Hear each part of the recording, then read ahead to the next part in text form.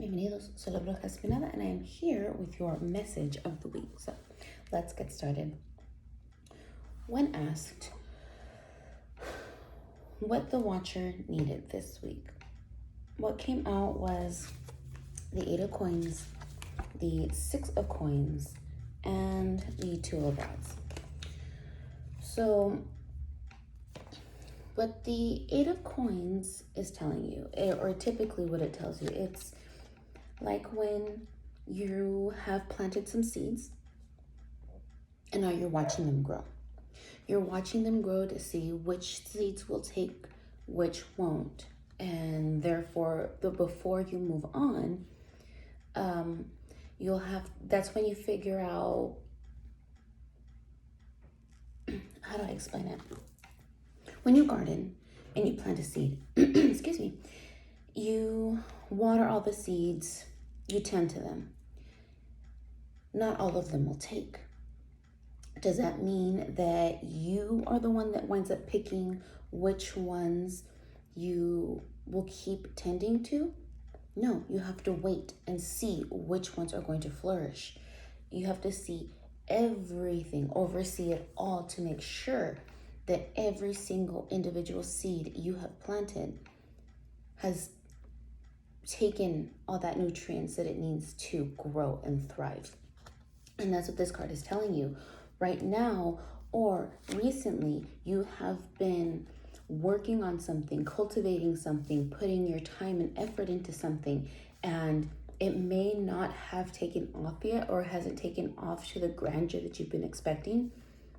But what this is telling you is you need to master this skill set. You need to master this, whatever it is that you are working on. Whether it's a course that you're taking, whether it's a new craft that you've taken on, whether it's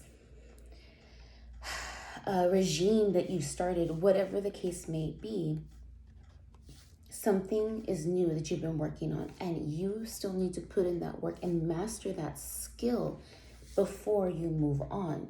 Eventually you will have to, because from there you will have to continue your steps. If there's like other things that you want to do, other ideas, other opportunities, they're there for you and they're waiting for you. But you need to finish this first. And it's telling you, don't rush the process. Because this is something you began, you need to finish it and follow through with it before moving on. Then paired with the Six of Coins, this is the concept of generosity, the take a penny, leave a penny.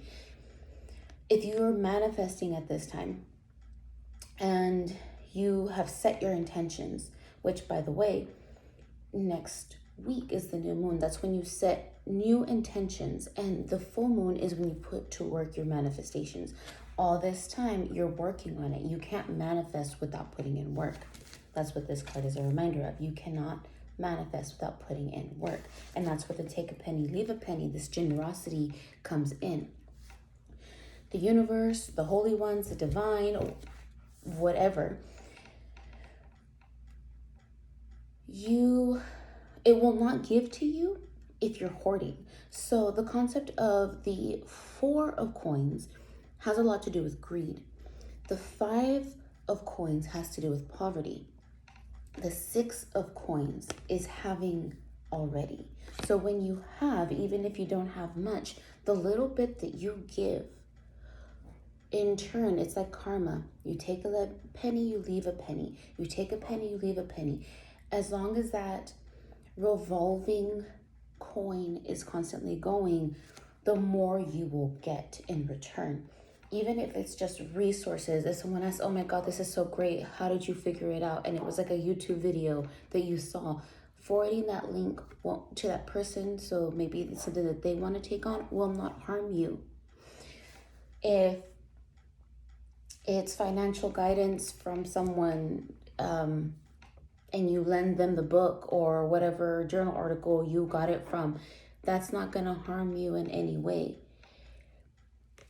And in turn, that's just goodness that you put onto the world that'll just come right back to you. Hoarding, like in greed, is not going to help you. And giving when you don't have isn't going to help you. But when you have and have the means to give, it's just like when you were able to take and it helped you, you in turn should give so that it can help others. Now, with the Two of Rods. The Two of Rods is telling you, it usually has a lot to do with balance. It has a lot to, or getting into balance, making a decision. But it also is telling you at this time that, it's time to follow your instincts. If you feel like you've harvested enough and you're ready to jump into your next creative project, your next thing, just be patient, don't rush. Make sure that you've mastered your skill, because by doing so, this is going to help you. This is going to help you because you're going to be able to take a different vantage point. Like, instead of not finishing and mastering one skill, you won't have to worry about having to struggle and in trying to balance mastering two skills, as opposed to you've already mastered one and then you're on to the next. And then, you see what I'm saying? It's you want to be sure that you're not juggling too many things at once. It's not going to help you in the long run. Master one, and then approach the new creative idea, the new project, the whatever it is, the new thing that's coming to you that you're wanting to work on. Approach it from a different angle. Follow your instincts. When you feel like you are ready, then you can move forward. Excuse me. When asked how to get this, what came out was the Ace of Elixirs. This is telling you to stay patient, follow your heart.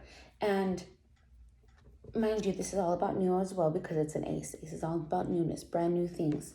So something new, of course, is coming. This is what it's all telling you. This is all moving on to newer things. Things are revolving, things are moving, things are going.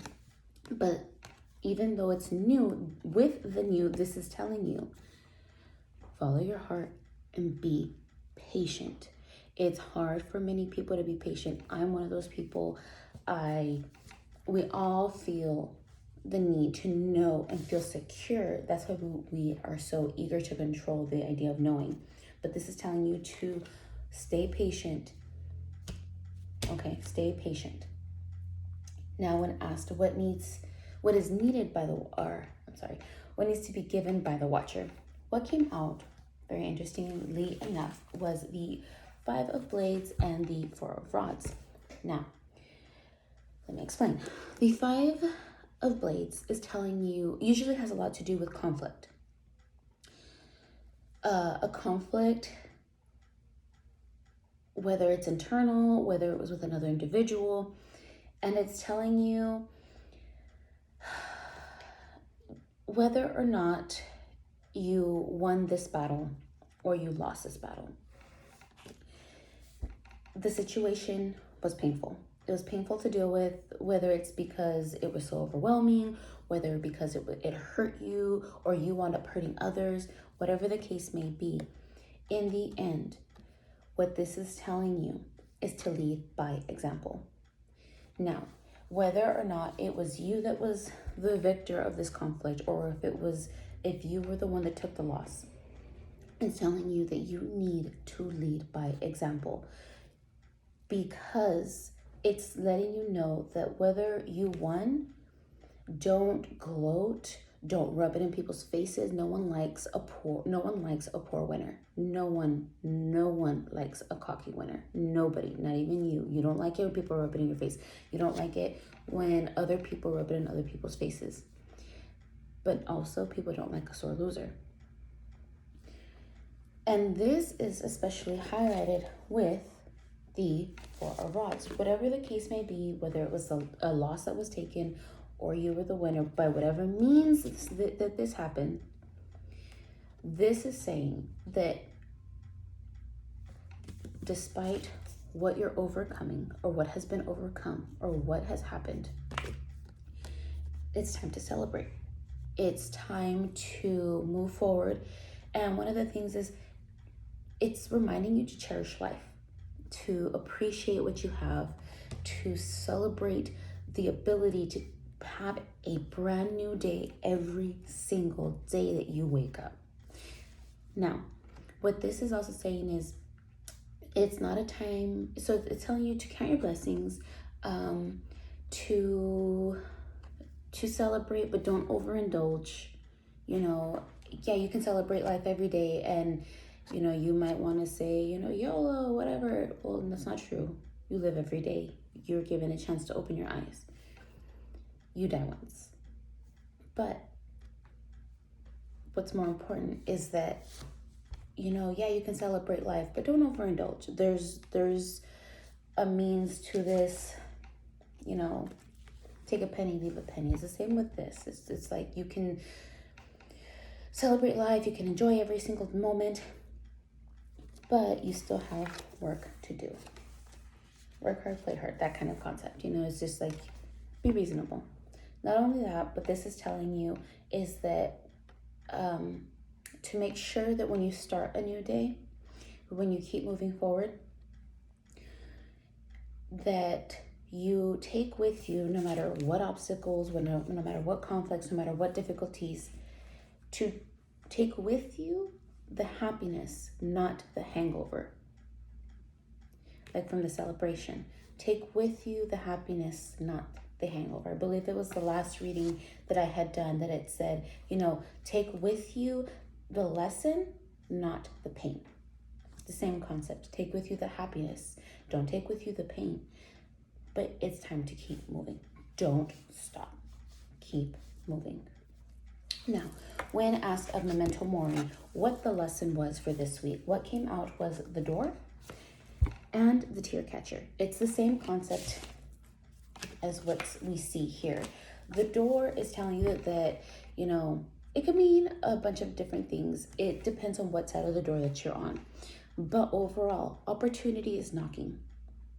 Opportunity is knocking. It's the difference between positive and negative. What side are you choosing to be on? Are you choosing to remain in the negative, or are you moving on to the positive? That's up to you.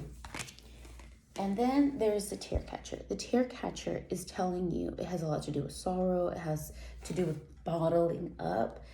Don't do that. It's telling you overall, opportunity is knocking. So now it's time to move on.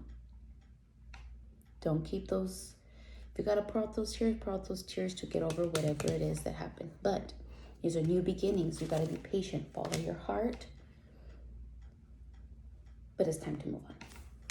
Now, when asked of the Enchanted Blossoms what the overall message was for you, what came out was the Friendship card. Now, Friendship tells us, and I lost it. Friendship tells us that an honest and true friend will hold your happiness above the friendship and will inspire you to live your highest potential. Nurture friendships that will hold you accountable to your highest being and be a soft place to land if you stumble. Step 1 is to be a good friend to yourself. Take responsibility for being the best person you can be for your sake. As you do this, you will connect with people who will reciprocate. You deserve companions who will help you reach your goals, accept you as you are, and inspire the same traits in you. Recognize and prize these qualities in others. You may have to love those who do not have this kind of commitment to you from afar. Well, that is your message for the week, and I sincerely hope it helps, and I will see you guys next time.